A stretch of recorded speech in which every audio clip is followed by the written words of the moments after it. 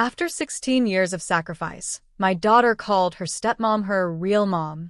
Then she looked at me with ice in her eyes and said, "You are just a temporary mother." My name is Elena Ward. I'm 34 years old. And if you think you know how this ends, stay tuned. What happens when every sleepless night, every scraped knee kissed, every bill paid with nothing left in my wallet, all of it, is erased with a single cruel sentence. The courtroom lights were harsh, bouncing off polished oak, but nothing cut harder than her words. I could still see the flashbacks playing in my head as she spoke. 16 years of me working doubles, selling my own jewelry, giving up vacations, birthdays, and even health, just to make sure she had shoes that fit, lunches packed, and a future worth chasing. And now, here she stood beside her stepmother, hand clutching the woman's arm like I was a stranger. Her lawyer painted me as bitter, unfit, irrelevant. My daughter didn't even glance my way. She was too busy nodding along with the woman who had entered her life a few years ago and somehow rewritten the entire story. "Your Honor," the lawyer said, "this adoption should proceed. It's what she wants. It's what's best." Elena was never more than a placeholder. The word placeholder echoed like a hammer to my ribs. I didn't shout. I didn't break down. Instead, I pulled a slim folder from my bag. Inside was the one thing they had overlooked, the one thing they thought I didn't have. When I handed it to the judge, his brows lifted. His eyes cut to them, sharp as glass. And I thought, now it's their turn to feel erased. The judge's fingers traced the edge of the folder, his eyes narrowing as he flipped the first page. The courtroom, noisy a moment ago, fell into a suffocating hush. "What is this?" he asked, his tone sharper than before. I folded my hands on the table. "Proof, Your Honor. Financial statements, custody records, school documents, all under my name. 16 years of my life, accounted for, penny by penny, hour by hour. The kind of sacrifices that don't vanish because my daughter suddenly decided I was temporary." My daughter's lawyer rose quickly. "Objection, Your Honor. These records." The judge raised a hand, silencing him. His eyes scanned faster now, flipping from receipts of hospital visits I paid for, to mortgage papers showing the roof over her head was mine, to bank statements proving every dollar I had poured into her life. I didn't need to look at my daughter to know she was squirming. I could feel the heat radiating from her side of the courtroom. Finally, I glanced over. She wasn't looking at me. She was staring at the folder like it was poison, her stepmom gripping her hand too tightly. "You see," I said softly, the words steady, "temporary mothers don't take out second jobs to cover braces. Temporary mothers don't sit in hospital waiting rooms all night when their child can't breathe. Temporary mothers don't lose their youth just to make sure their child has a future. But I did." The judge set the folder down slowly.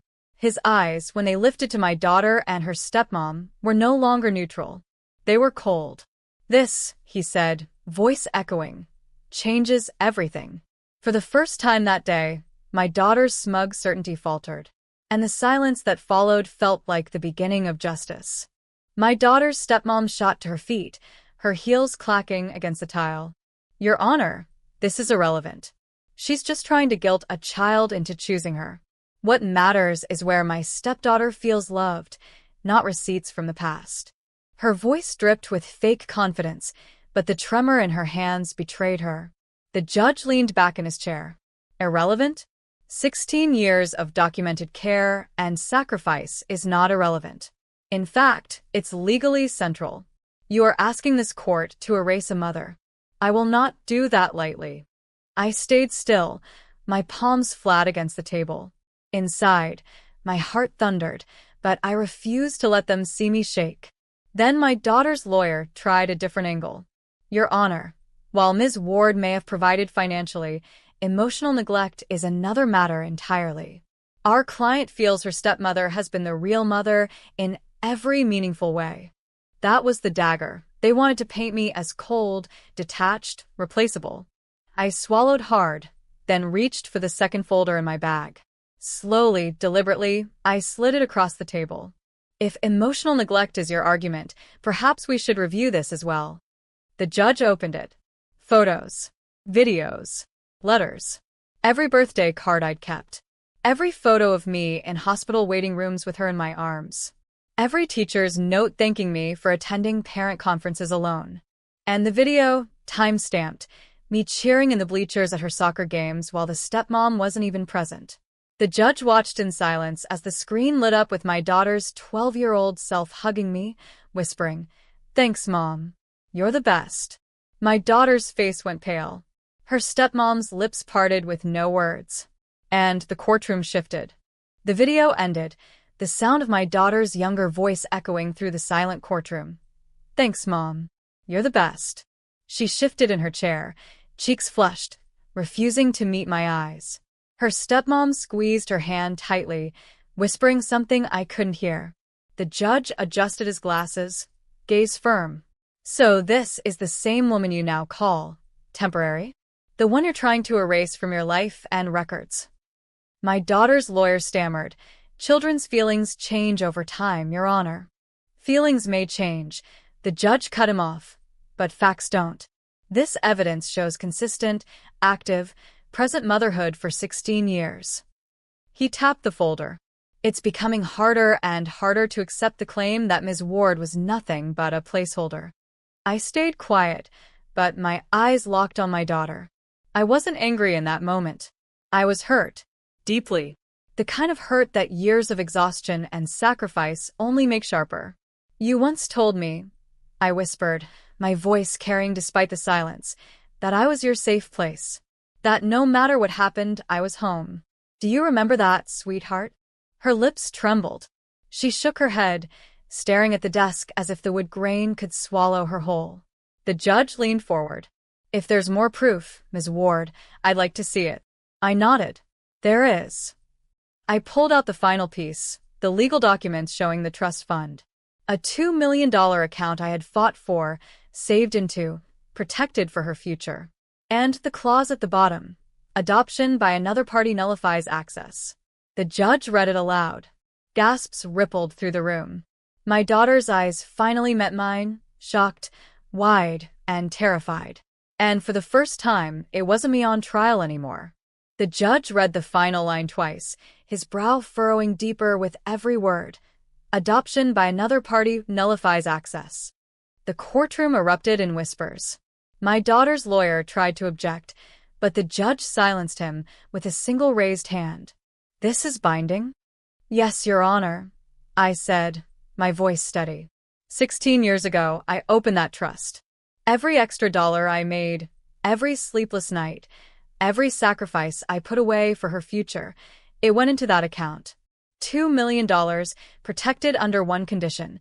If she chose to be adopted by anyone else, she would lose it. Gasps echoed through the gallery.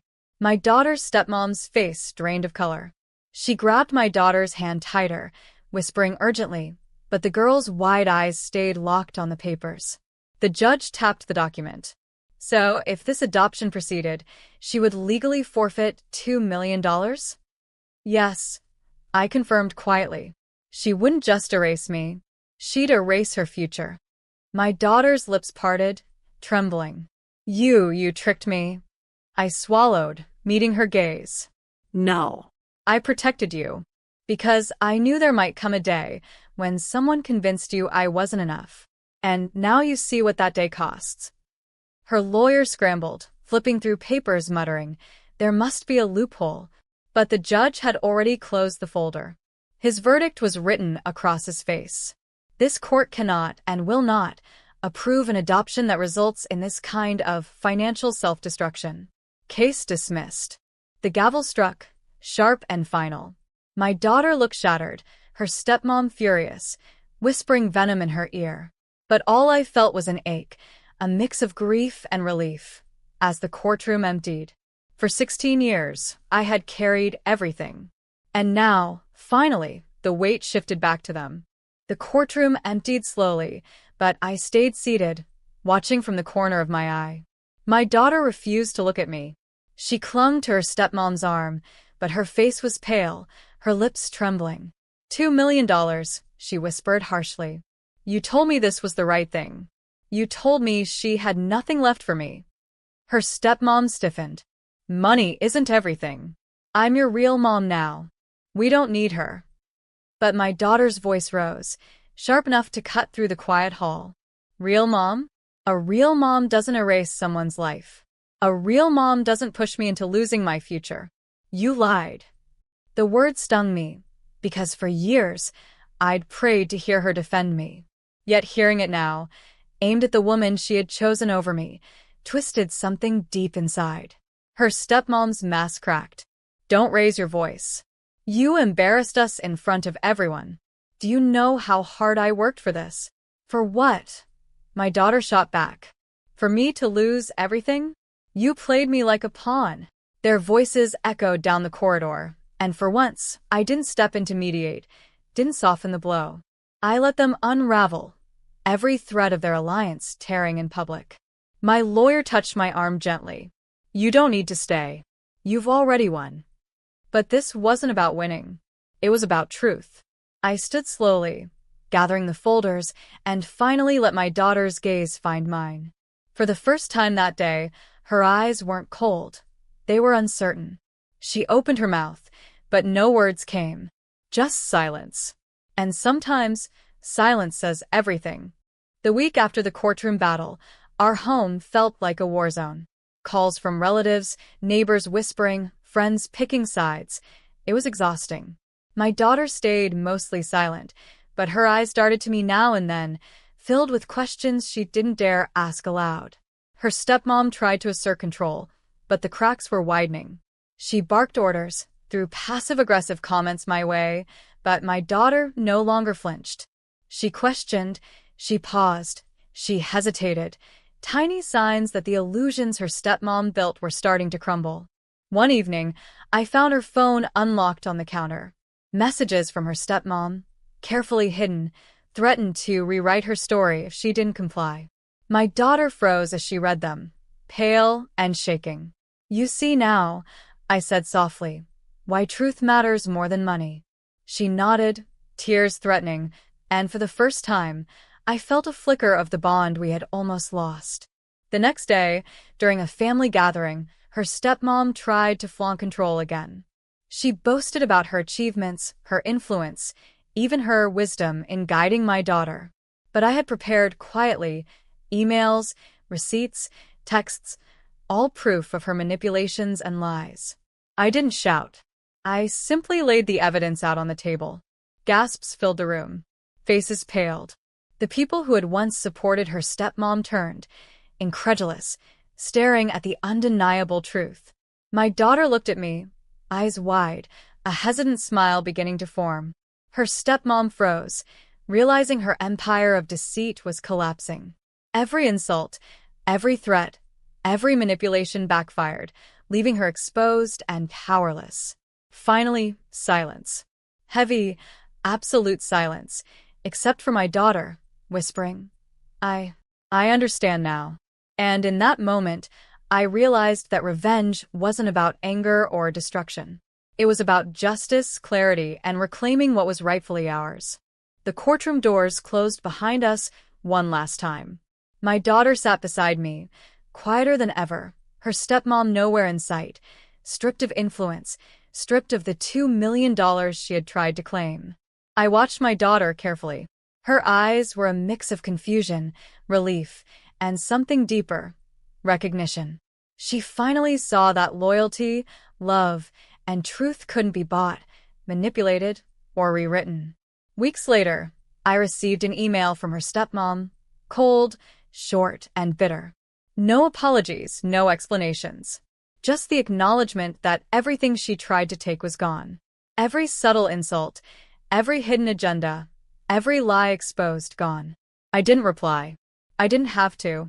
The law had spoken, justice had been served, and my daughter finally understood her real foundation, me. We began rebuilding quietly. Not with extravagant gestures or public displays, but with simple dinners, late-night talks, laughter that returned slowly, hesitantly, but genuinely. I watched her grow into herself, shedding layers of fear, doubt, and manipulation. Her stepmom's shadow faded into the background, powerless and irrelevant. I knew she would never recover the control she craved, and that knowledge alone was enough. One evening, as we sat together watching old family photos, my daughter leaned against me and whispered, "Thank you for not giving up, even when I didn't understand." I smiled, feeling every sacrifice of 16 years, every sleepless night, every moment of quiet endurance finally pay off. It wasn't vengeance in the fiery sense. It was patience, resilience, and the quiet power of truth. Justice wasn't loud. It wasn't cruel. It was precise, inevitable, and deeply satisfying. And as I held my daughter close, watching her finally feel safe and whole, I knew this chapter was complete.